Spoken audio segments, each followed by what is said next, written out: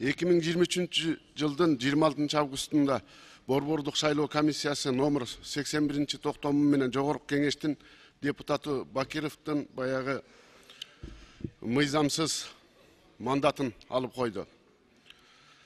Биз бул токтомду мыйзамсыз деп эсептейбиз. Анткени соттун 3 чечими тең райондукудагы, шаардык административный соттукудагы, жогорку соттукудагы ошол номер 4 Көкжар шайлоо округун дагы шайлоо жокко чыксын деп чыгарганда, анан Борбордук шайлоо комиссиясы кандайдыр өздөрү токтом токуп, ошол бөлөк депутатка бүгүнкү күнү мандатын тапшырып, значогун тапшырып, арабызга депутат кылып кошуп отургузуп койду да. Аны жеңүүчү деп эл да тапкан жок, соттор да тапкан жок да. Ошо шайлоо округун жокко чыксын деп чечимин чыгарып атса, ошол СИК өкүлдөрү бүгүнкү күнү башында турган башчылары кандай мандат тапшырды, ошол боюнча урматтуу төрага Нурлан Тургунбекович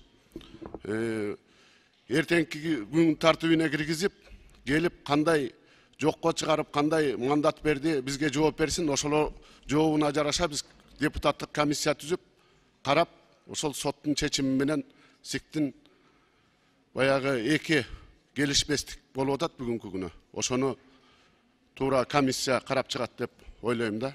Эгерде сот болгондо БШК өзүнүн чыгарган токтомуна өздөрү туруп бере албаса, туура мандат берилген деп бир чечимге келип туруп сот менен соттошуп далилдей албаса, анда билбейм БШКнын кылган иштери кандай болуп калат.